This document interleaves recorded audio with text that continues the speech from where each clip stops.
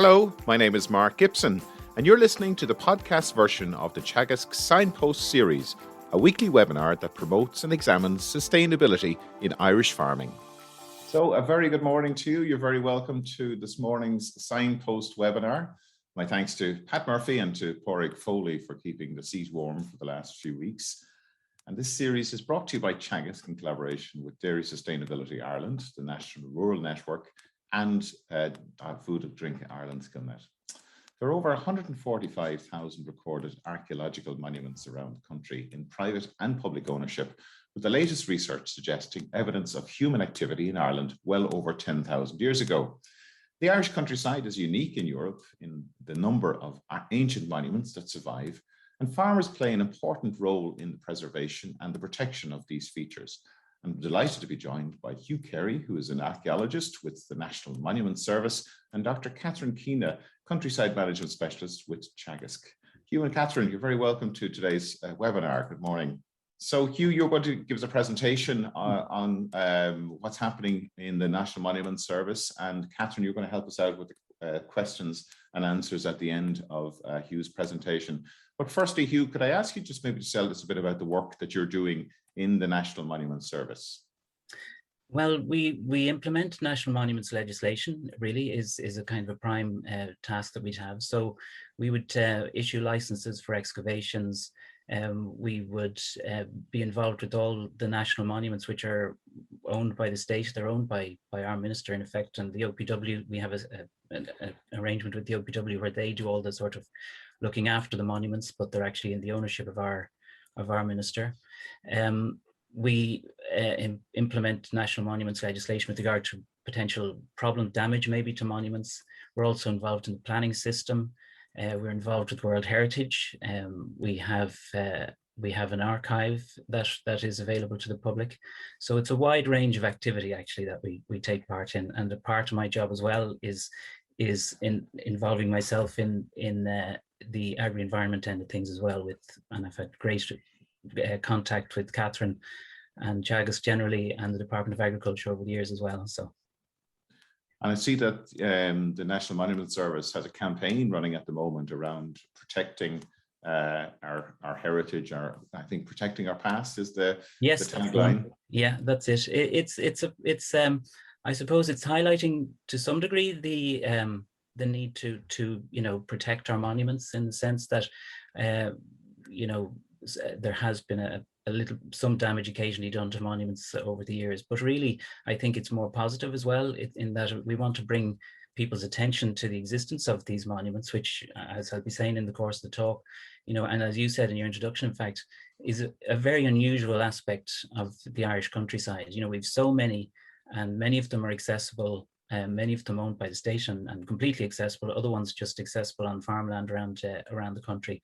And it's really that kind of positive message we want to give to people too, that there's a great public good out there, something that's free to them. And we'd love to have them go and get interested and visit these monuments as well in the field. Yeah. I know that a lot of countries look with envy at the amount of heritage and built heritage that we have in this country. Catherine, you've been for the last, most of your career was working with farmers to help them and educate them about the value of this built heritage on their land. Yeah, and I think it's growing. There would have been a time when monuments would have been removed for production, and I think we've moved far away from that now, where farmers are seen to produce public goods, and we're probably more familiar with the food and the biodiversity and the water and the climate. But I think the one that should be added in there is the cultural heritage. It's small, and I suppose it has suffered over the years because it is small both on farm and it's not every farm that has them, so it's a niche area. But all the more reason that it's more important on a farm that has got them. Really, I suppose it's part of our DNA, really, this whole array of monuments that we have across the country. And of course, we're just about to enter National Heritage Week, officially starting tomorrow, running till the 22nd of August. So today's and next week's presentations are part of National Heritage Week. And I do encourage anybody with an interest in heritage, or even if you don't have an interest in heritage, maybe you might surprise yourself that some really amazing events happening across the whole country. And more than likely there's something happening in your local community. So do check out National Heritage Week, and I'm sure you'll find something that will be of interest to you or your family.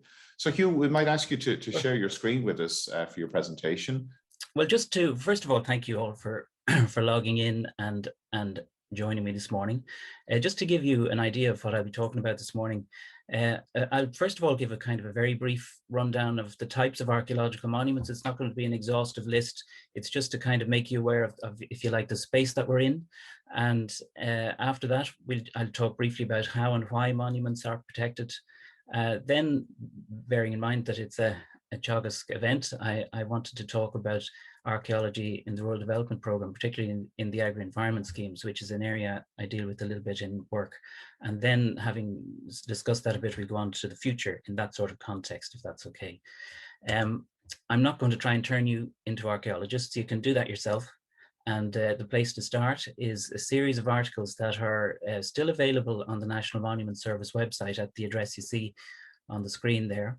And there are a series of articles that were written by National Monument Service archaeologists in 2012 and published in the Farmers Journal. So you can see there are 12 of them there, and they go from the earliest times up to the early 17th century, say. So you'd have a good kind of coverage of the types of monuments and the kind of, I suppose, the farming viewpoint, if you like, or the interaction between archaeology and farming from those. So they're still available online, should you want to have a look at them. Now, this is just an extract from a not very pretty one. I'll tell you why I've chosen this particular image now in a second, but it's just an extract from the Historic Environment Viewer, which is the public-facing portal of the National Monument Service. And all those red dots marked there are archaeological monuments, and the blue ones are other built heritage, but the red ones are archaeological monuments. And the reason I'm showing you this is because, well, for a start, as Mark was saying in the introduction, there are about 120,000 records of archaeological monuments on the Historic Environment Viewer in various stages of repair or disrepair, accessible, not accessible, ones owned by the state or a local authority, and other ones in private ownership. But the vast majority of them are in fact in private ownership and on farmland. And the reason I've just taken a kind of a chunk out of the map to show you where the dots are is to make the point that they're clearly not congregated in towns. They're scattered across the countryside in private ownership on farmland. And that's unusual in a kind of a European context. If you think of places you've gone on your holidays, you don't really see archaeological monuments scattered across the countryside in the way that you do here. I mean, even if you think of our nearest neighbor in the UK, who are kind of a bit of a superpower in a way, in the way that they mark their heritage and preserve it, and they've the National Trust and English Heritage and Scottish Heritage and all the rest, amazing organizations and terrific towns. But even driving around the countryside in the UK, you don't see monuments to the extent that you do on any drive, long or short, in this country. So it's just to make that point. It's quite a special kind of feature of our landscape here that gives it a particular character, and I think it deserves a recognition for that reason. So just to give you the kind of background, again, as Mark was saying, the earliest evidence for human activity in Ireland goes back to around 10,000 BC. In around 7,500 BC, and this is very much a kind of a potted archaeology, we have evidence for hunter-gatherers, so people, in other words, who followed their sources of food around. So they weren't sort of settling for long periods of time or permanently in the landscape. They weren't building permanent houses and field systems and all the rest of that.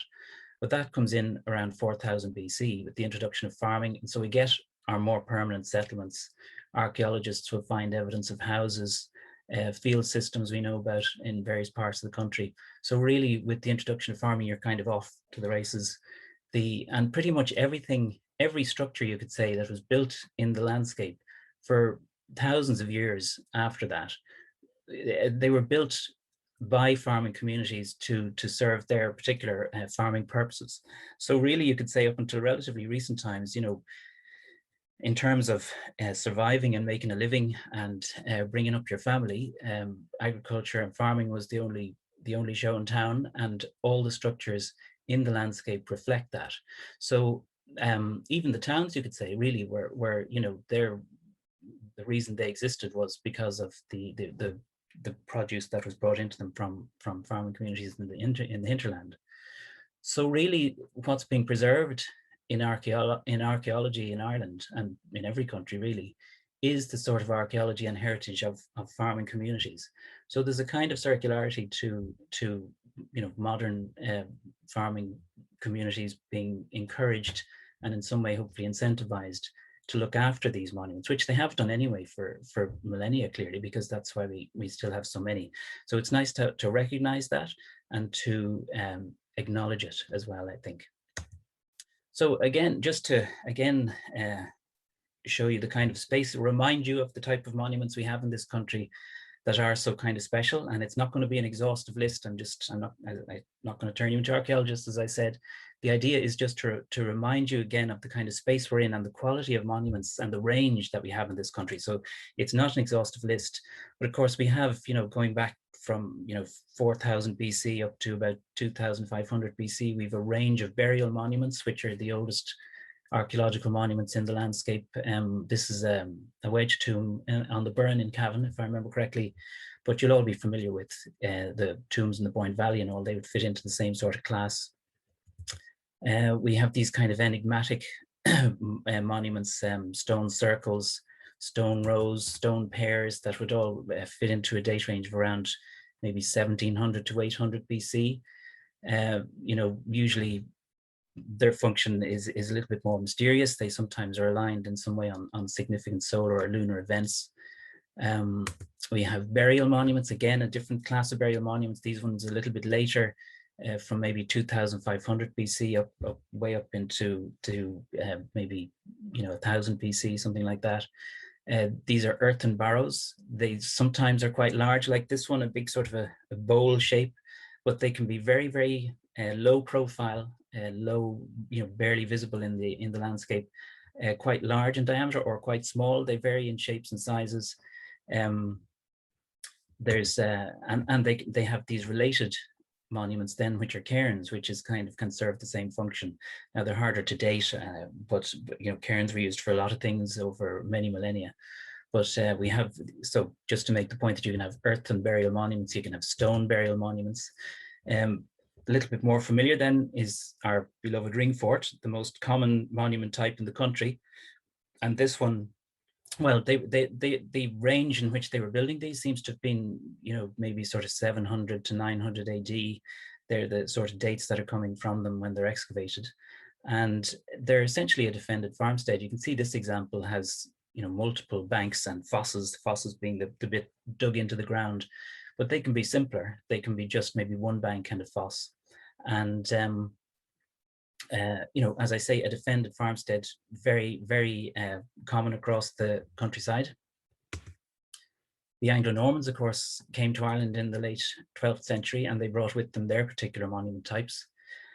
This is a motte and bailey, a type of castle, actually, an earthen castle, an earthen mound. In this case, this is the one at Granard, which is the kind of granddaddy of them all. It's very, very large monument. And you're seeing kind of in the background, with the statue of St. Patrick on it, is a big earthen mound. It's actually a slightly modified hill, that one, but often they were made from, you know, literally from the ground up.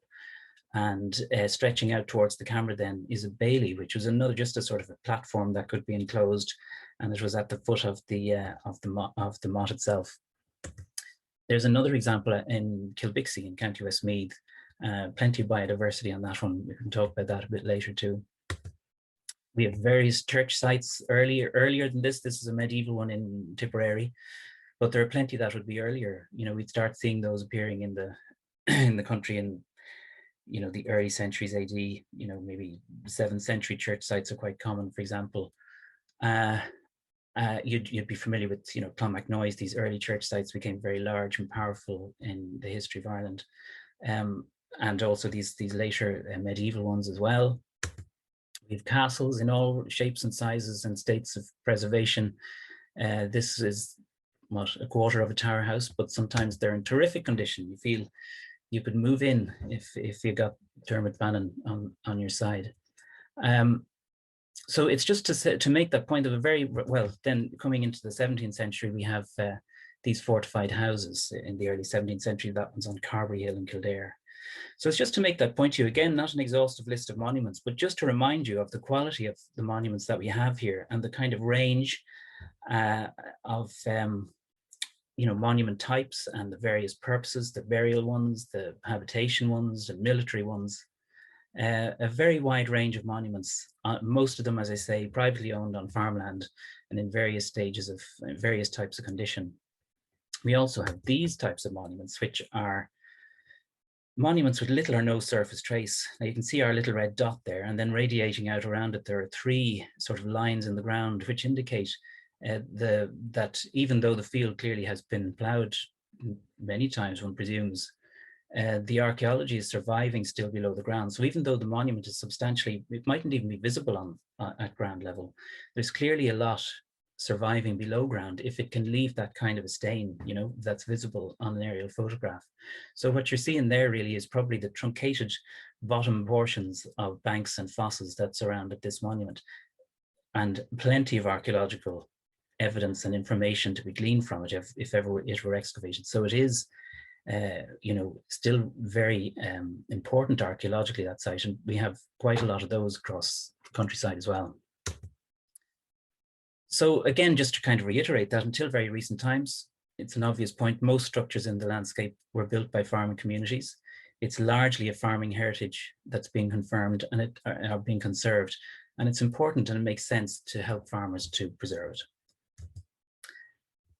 There's archaeological monuments are protected, of course, in various ways. We have the National Monuments legislation, which I mentioned to you a little while ago, which is the body of legislation implemented by our department. We're also involved in the planning system. In a large part of my job, for example, is that I get planning referrals sent to me by planning authorities, and I make recommendations or make a decision as to whether archaeological work is needed before a development can proceed. We can even recommend, it's up to the council to make the final decision, but we can even recommend refusal if we feel that the impact on archaeology would be just too severe.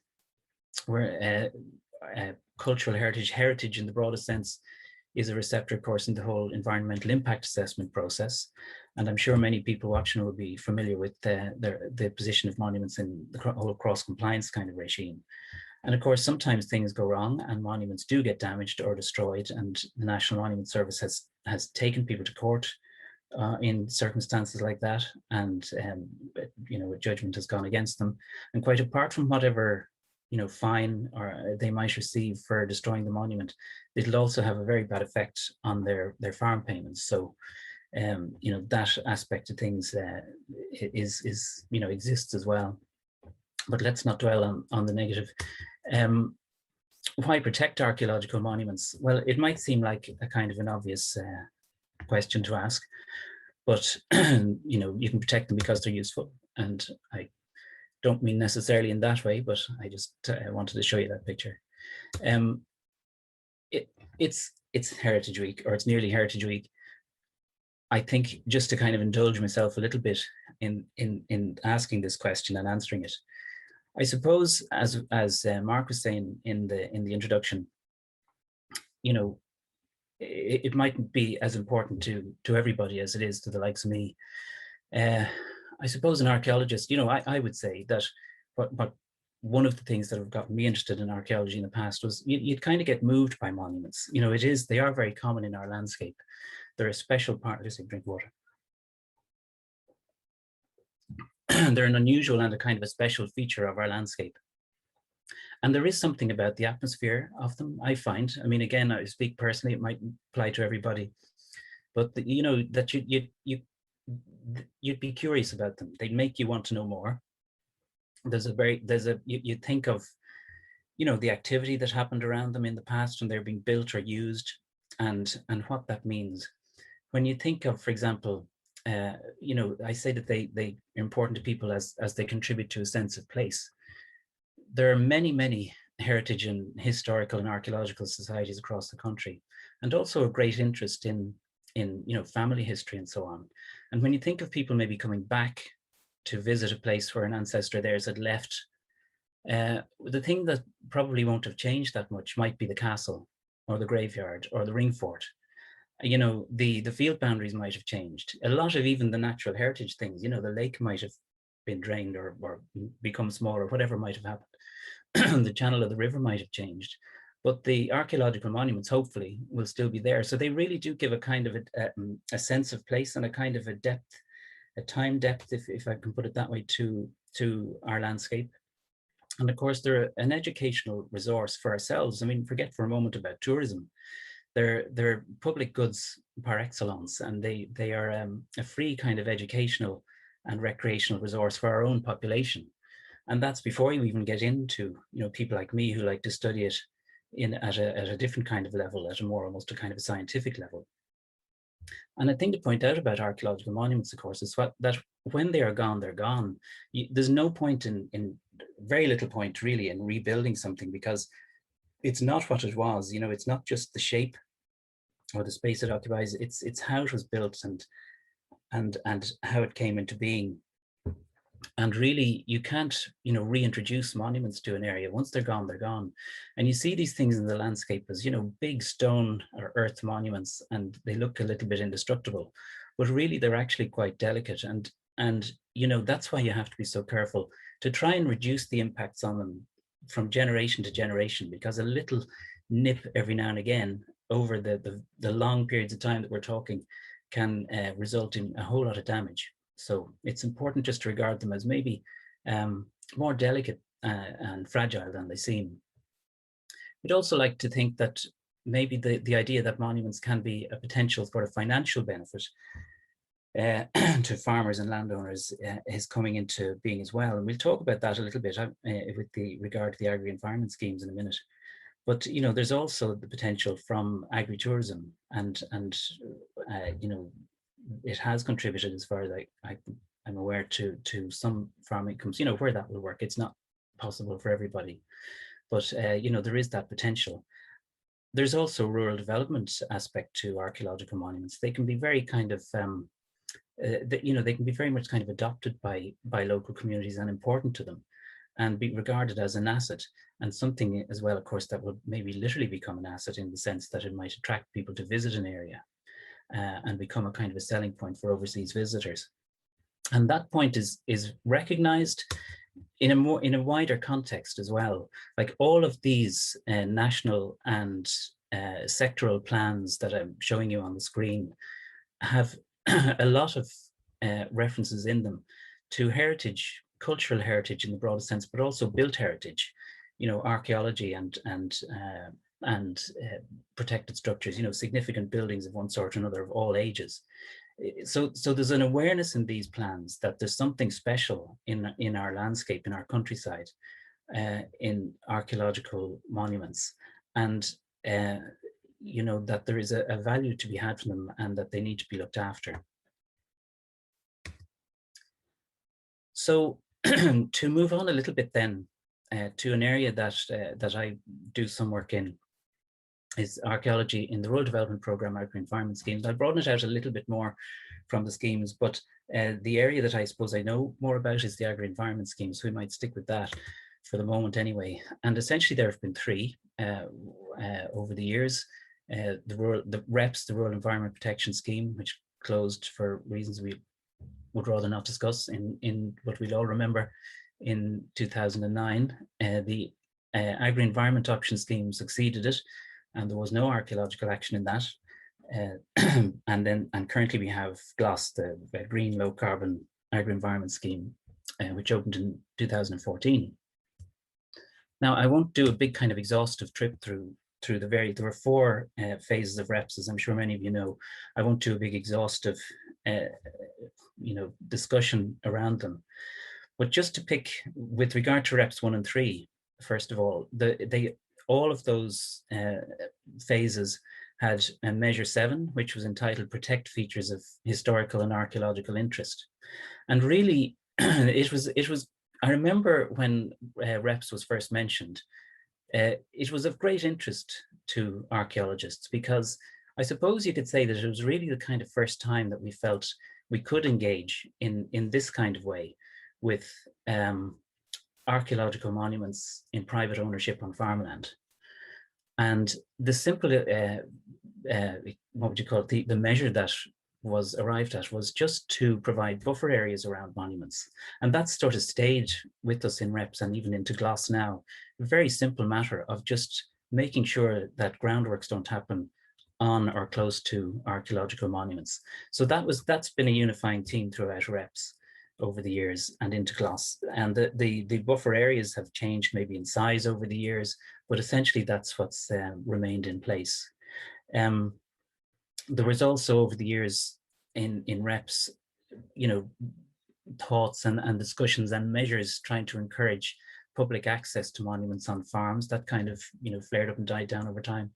And also to the discussions about ploughing, particularly over monuments with no surface trace. And that issue I'll discuss shortly. But that was also part of it, always a kind of a theme through the various phases of reps.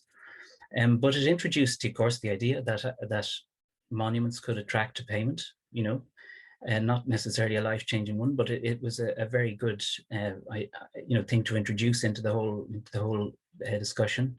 And it also gave the opportunity, just quite apart from the specifics of the buffer areas, it was a great opportunity to introduce just general kind of common sense management practices. Reps was, these common sense things like avoiding damage by heavy machinery on continuous movement of animals across monuments, discouraging dumping of materials, or storage of materials, all these common sense things. Don't fence monuments off, that you could allow animals have access to monuments because the grazing kept down scrub. And that's a good thing. Once it's monitored and kept at a certain level, it's helpful, because you don't want scrub encroachment on monuments to an excessive degree. Siting troughs carefully, not using historic buildings for livestock. So all of these kind of common sense things, it was a great opportunity just to feed that in to the agri-environment scheme, and it was very helpful, really very helpful over the years. I'm concentrating just now on Reps 4 because just to point out a sort of a little shift that happened within it, in that the name of the action, it was still Measure 7, changed a little bit about to establish biodiversity strips around monuments of historical and archaeological interest. So you can see there's a kind of a shift there, that the protecting the monument part has changed a little bit. And of course, that was in response to the EU's growing concerns over climate change and water quality and biodiversity.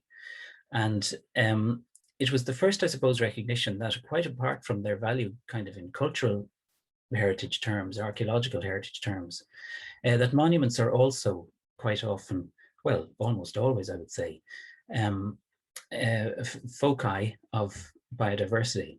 And you can see that in the specifications for Reps 4, they were saying that the buffer zones and margins might become uncultivated areas, which might become a refuge for rare plants. So it was just an interesting connection between archaeological monuments and biodiversity. Another good thing that came out of Reps as well, of course, was that there was a recommendation that any new sites that were found, when I say new sites, it sounds funny, monuments, in other words, that the National Monument Service didn't know about, we refer to them as new sites. There was a recommendation that the National Monument Service be told if a new site was discovered. And it can quite often happen that somebody will be looking at a monument, not seeing it on the National Monument Service maps, and presume it isn't a monument. But of course, it might just mean that we don't know about it. So we'd always encourage people to report, a new monument if that's what it appears to be. We can always come and check it out and see if it's the real thing or not.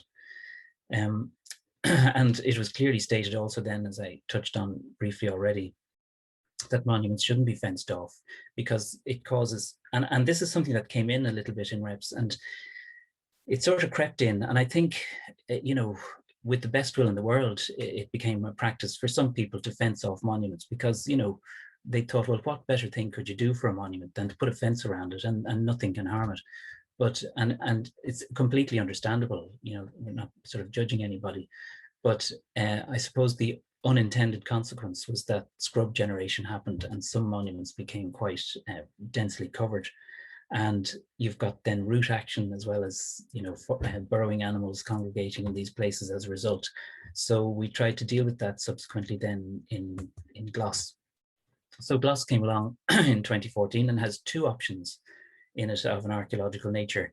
Again, one which you can see, the first one, establishing a margin around a visible archaeological monument in a tillage parcel. Of course, the word visible means that, the monuments with no surface trace, which were, you couldn't plow over actually in Reps 4, are back now. They're excluded somewhat in Glas because it has to be a visible archaeological monument, which is, upstanding.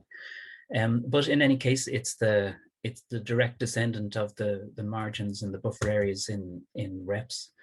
And then the second one was to try and address this issue that had arisen a little bit in the course of Reps, to reduce the increase in scrub, quick colonizing trees and invasive woody plants. It wasn't to be, the idea wasn't to sort of remove all vegetation from monuments. It was simply to stop the encroachment of scrub on monuments. So that's a current option in Glas. So I brought your attention that aspect of Reps 4, where the sort of accent, the stress, if you like, was changed slightly in the archaeological measure to a sort of a biodiversity, more biodiversity sort of concentration on biodiversity, or at least a help to biodiversity. So I just want to give you a kind of a short history just to concentrate on that point a little bit of biodiversity and archaeological monuments in the agri-environment schemes and beyond, in actual fact. So we have the biodiversity strip idea introduced in Reps 4. And now this was something that the National Monument Service had asked about over the years and wondered about, because do you remember in the ecological focus areas as part of greening, it seemed quite kind of logical from our point of view, from the National Monument Service point of view, that archaeological monuments would kind of fit into that space, that they had potential to be ecological focus areas. And sure enough, in 2015, protected archaeological sites were designated as landscape features by the Department of Agriculture. The National Monument Service can take no credit for that. It goes completely to the Department of Agriculture. It was their idea and we were very grateful to them for doing it. But this meant, of course, if you kind of join the dots, that the biodiversity value of archaeological monuments was recognized, and that they could be used as ecological focus areas. And even though, in the context of the way things were organized, that might have affected a very small number of monuments, it was still very encouraging, that this value of them was being recognized. So in big letters, biodiversity value of protected archaeological monuments has been accepted. But as I say at the end there, greening is no more. So has the moment passed? Well, we're going to talk now just a little bit about the future, but just before doing that, and I'll be finishing up fairly soon. That seemed quicker than I thought it would be. Just to remind us again of what we're dealing with, there's an archaeological monument, a ring fort up, I think, in County Mayo, a cashel, a stone fort in Galway, a ring fort also, I think, in Galway. What have these all got in common? Well, I mean, I'll go back through them very quickly. Where's the biodiversity? You can see that they're in a field of grass. The biodiversity, there's a lot of biodiversity on the monuments. It's a kind of an obvious point, isn't it? It might need a bit of management, but it's there. Now, in the following points I'm going to make, I'm speaking to you as an archaeologist, obviously. I'm talking now about biodiversity, so you can kind of see that I'm not entirely in my comfort zone. And I make points that seem obvious to me. I think to develop them really, we need to be talking to ecologists and other people who can help us out with this. And also, of course, the deep understanding you need of the Rural Development Regulation and all of these things. Again, there are people who understand these much more clearly than I do. But and maybe that will emerge in the questions and answers. But I'd certainly like to have views on this. So I'm kind of maybe floating things a little bit here. But say in the context now of CAP strategic plans. Now I know there'll be the agri-environment scheme still in the future, one hopes as well. But if we try and analyze this as much as we can in terms of archaeology and biodiversity and where monuments might fit into this, we can see that we know so far as I understand it, that the strategic plans have to address a number of general and specific objectives. And I've picked out these three, which seem to, which archaeological monuments might be able to contribute to. I won't go reading through them all, but I just draw your attention, I suppose, first of all, to GO3 there, to strengthen the socioeconomic fabric of rural areas. Well, as I was saying earlier on, there is a sort of a connection between archaeological monuments and rural development. It mightn't be, again, a game changer, but it's definitely there. And the images I showed you will make the point themselves about biodiversity and monuments, just in terms of the range of that. My understanding of what CAP strategic plans are supposed to do is that they answer these questions here. They'll answer national problems and needs aligned with the objectives. Well, I think we can say that there is, a particular, I don't know if this is answering this first point particularly well, but, that it is a very specific thing to this country that we have so many archaeological monuments. I think it's something that's not maybe known outside of Ireland. And, there is a kind of a specific issue there that maybe we can contribute to or address because of the unusual nature of our archaeological remains.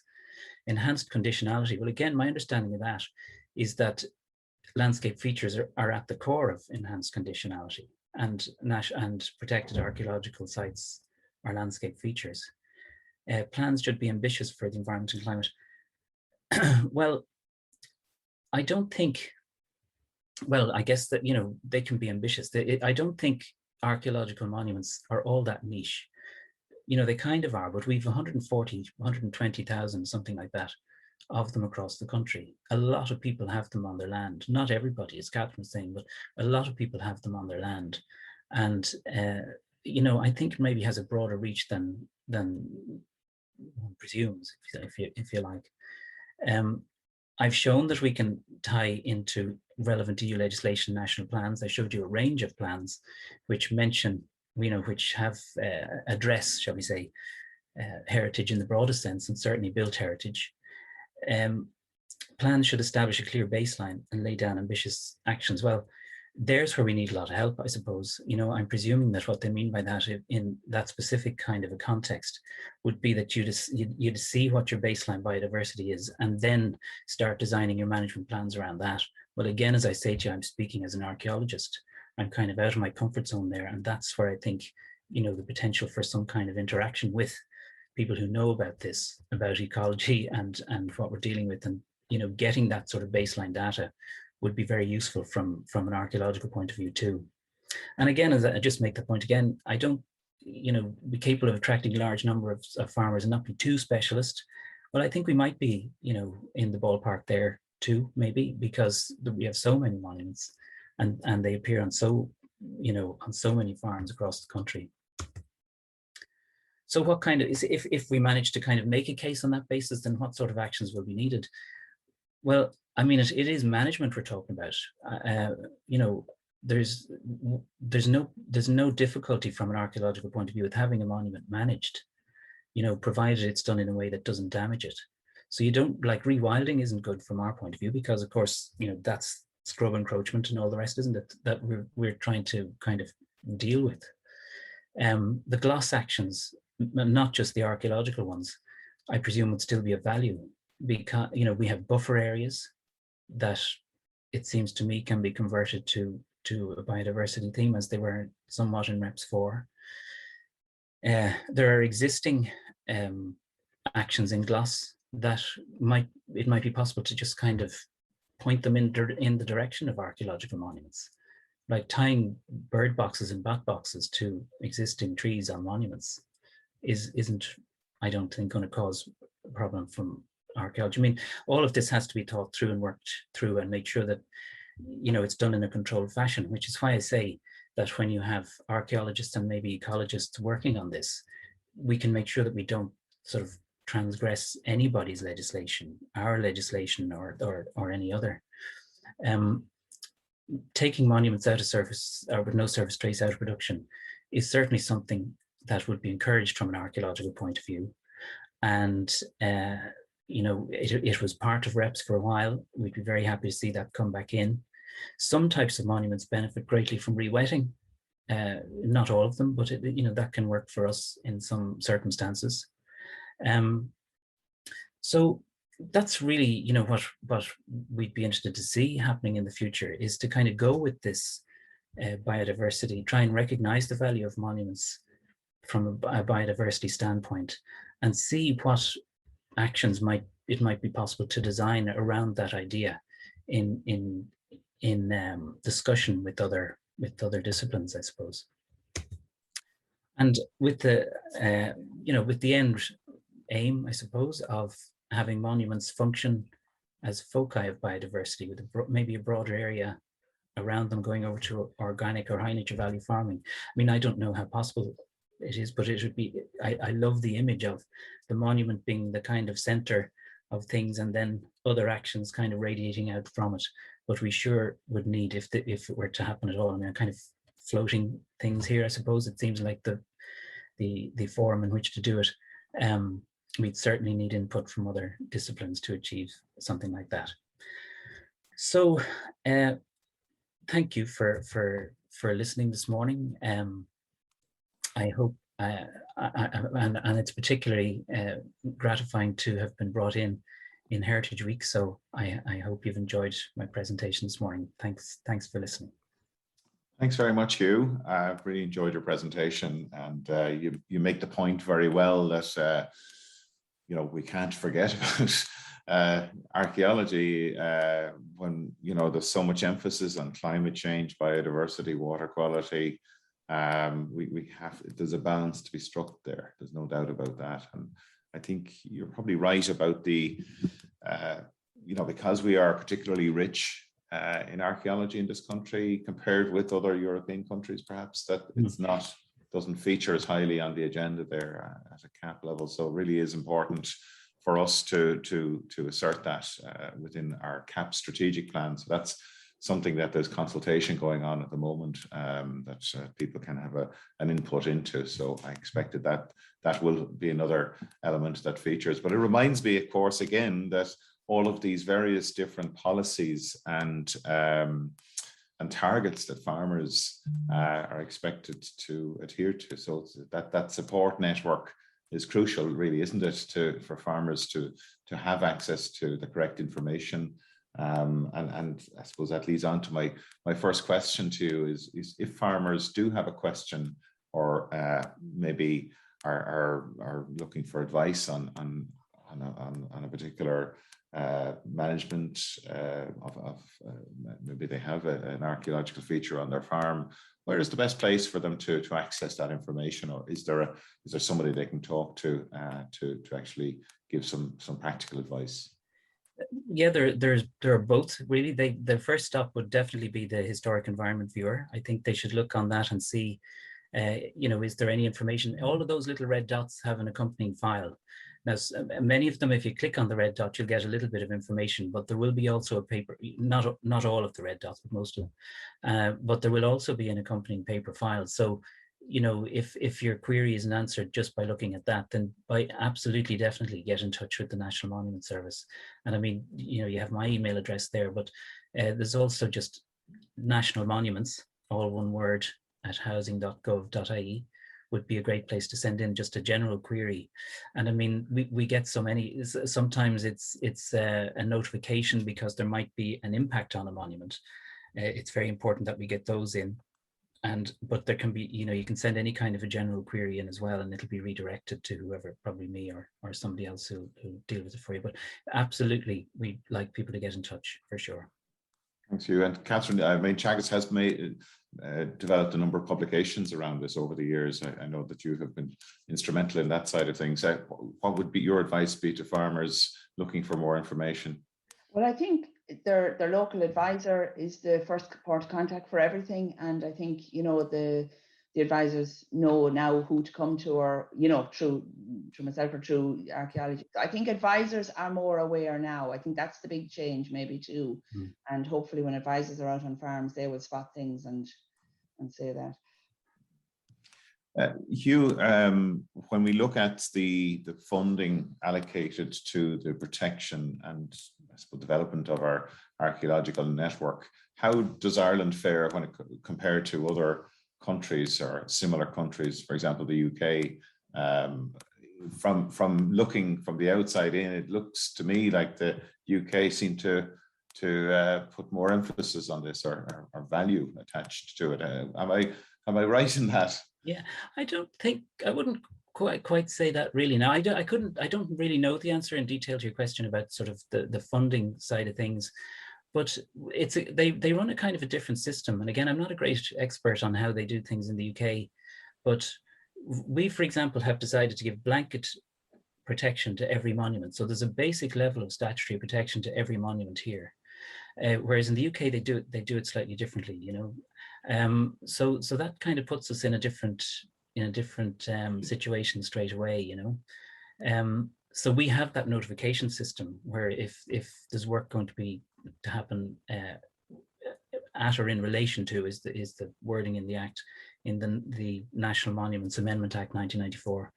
Then if there's work going to happen at or in relation to a monument, which doesn't mean on it, it can be close to it, we need to know about it in the National Monument Service and make a decision. So and wow, I mean, how do you kind of put a price on that in a way? You know, we certainly get a whole lot of those notifications in. And then, of course, as I say, we're involved in different areas of you know, the law of planning and so on, and even cross compliance. It's very hard to compare, but I know, you know, having been at international conferences and things, you know, what you do notice is, and I sort of started to go to some of these conferences just to get a flavor for how other countries are dealing with, you know, their archaeological monuments as much as anything. And I mean, it was amazing to think of the kind of, for example, there was a case in Germany which was very, very interesting, where there was a portion of the Roman limes. It was the kind of Roman boundary between the Germanic tribes and the Roman Empire. And in this particular place, they had developed a massive interpretative center. But really what was left of the limes was a line under the soil. And I was all in favor of them having done it. But my goodness, when you think that we have so much upstanding here, it's just a different world, you know. Really. And do you feel we're not fully exploiting that and deriving? No, I think it's appreciated. I think, and sometimes I feel that there are bodies who know that there's something there that they want to form a policy around, but they're not quite sure. You know, maybe how to just get not so much body, you know, to even kind of local groups, they're not quite sure where to get the information and where to go from there. You know, that they might be very afraid of doing damage. But the fact is, if they interact, you know, with the National Monument Service or whoever, then they can get the proper advice. You know, you can bring things along. I don't think you do have to be very, very careful, as I was saying during the presentation, you know, not to kind of overdo it, and you have to regard archaeological monuments as vulnerable, even though they don't always look it. But you know, there are things you can do, and really, it's just to create those kind of links. We're always very anxious to do it, you know, between departments, between groups, whatever, you know, to try and make sure that people don't hesitate because they think they're going to break the law, and maybe they're not, but also to kind of rein people in if they are going to go a bit too heavy-handed with things. So it's just to have that sort of communication, I think, is very important. Yeah. We better get to the questions. Some really good questions coming in there, Catherine, if you'd like to. And following on there, just two comments, one from Petra Knock Applegreen, where there's a fantastic archaeological EIP. We've heard of those for biodiversity, and the one up in Rathcrohan, where Pierre Kenny is very involved. But a lovely comment from Petra, Hugh, you'll be delighted to say that she's finding that farmers in the EIP have a great willingness to actively protect their archaeological once they receive guidance on how to do so. So, you know, and she thinks it's very important that farmers get support, both educational and financial, to protect it. So that's a lovely, and it's a very fantastic EIP there. Just another comment, the vernacular features, a query on that, and I think we're talking there about the traditional buildings, and we shall be following on in nice order, I think, you next week with Anna Meehan with the traditional buildings on farms, bringing it up a little bit more modern, but not modern. And then a question for you that I'm interested in where did the monuments in the UK countryside go? Are we just better at protecting them? Oh, I think it's difficult to answer that in detail. There's plenty of kind of theories, I guess, but I think it's different agricultural practices, maybe, you know, it's just different historical circumstances, really. I couldn't go into any greater detail than that. You know, that seems to have been the case. It's a very, very hard question to answer. I mean, in other European countries, you can even cite, you know, rolling artillery bombardments in some, you know, they've had 2 world wars in Belgium and France, and, you know, ripping up vast tracts of places. And I know in some countries, as a result of the war, not necessarily the UK, they were putting every square inch into production. And I saw a photograph once of a plow that they were using, I think, to break through wetlands in some part of Germany, and the thing was, you know, inconceivably long. So everything would have been destroyed.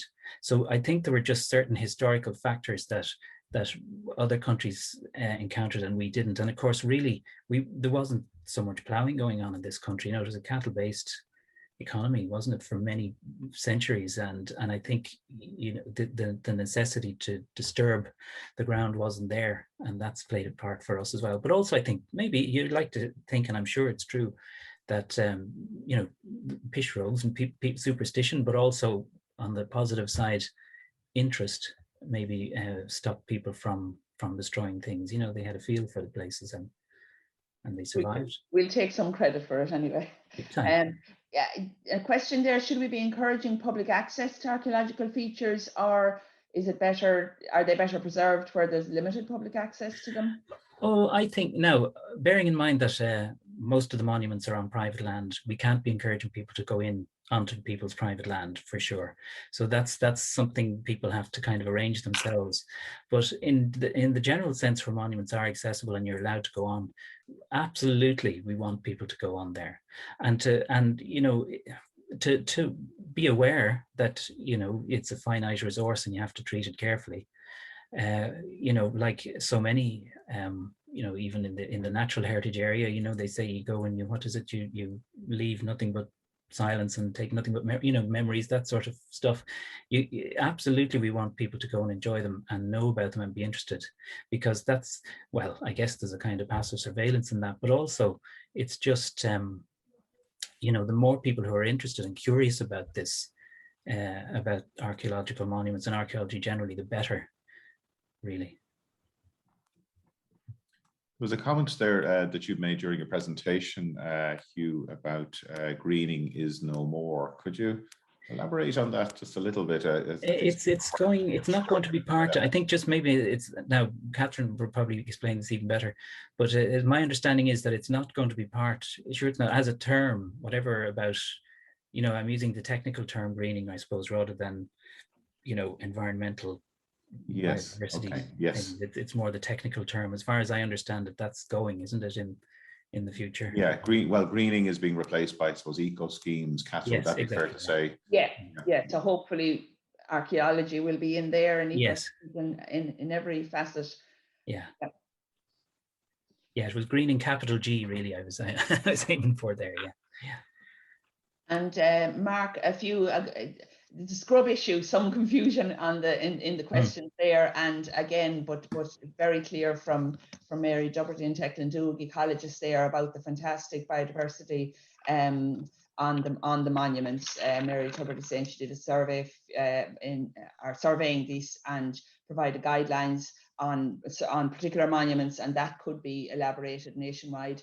And again, Declan saying the archaeological features with a high protruding stone or bedrock exposed components that are particularly significant for mosses, liverworts, and species of shallow soils. And again, flee from rewilding. So I think that answers other questions there about a slight confusion. And I think I would explain it that like scrub is good for biodiversity, but you know, we can have biodiversity on every other inch of the soil, and the archaeological ones that are here for whatever thousands of years.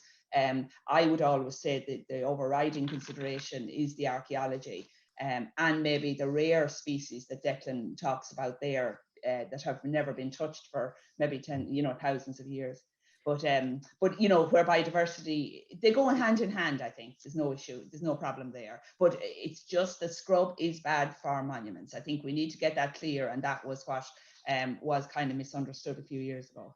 Yeah, well, I would never want to totally denude them. You know, if there's I don't know, vegetation of whatever sort that's been there for many years, I don't think there's a difficulty with tearing that stuff up too, because you can damage the monument. You know, so I wouldn't necessarily want to sort of denude all the monuments in the country. Not a chance. I mean, even that photograph, if you remember, in the presentation of the Motte at Kilbixie, like there are some very large trees on that, and I look at it and I think, yeah, I wouldn't be for cutting them down now at this stage, unless one of them was at a very precarious angle and you thought it might fall. But so and I feel the same way about scrub. I mean, there is that balance. You don't want to kind of destroy biodiversity, shall we say, to strip everything off the monuments. It doesn't make sense in this day and age, I don't think. But I think it's encroaching scrub. It's encroaching scrub is what we're after. It's just to kind of keep it at a level, you know. Yeah. We just have a time for probably one or two final questions. There's a question there in relation to the use of satellite imagery or remote sensing data to find low visibility site or crop marks. Is the National Monument Service using this type of technology, or do you see that being used to do some sort of mapping of the countryside and those subterranean type features might be picked up? Yeah, we do use it. It's not something I'm kind of involved in myself, so I'm probably not the best person to answer. But I know, for example, after the very hot summer, was it 2018 or 19 or something, was it? Yeah. The imagery that came out from the Boyne Valley was extraordinary, and you know, it's available online. You can see things that we you know, just in magnificent detail, and I think that was drone footage actually. But we do use LiDAR and stuff to a degree, but it's not universal.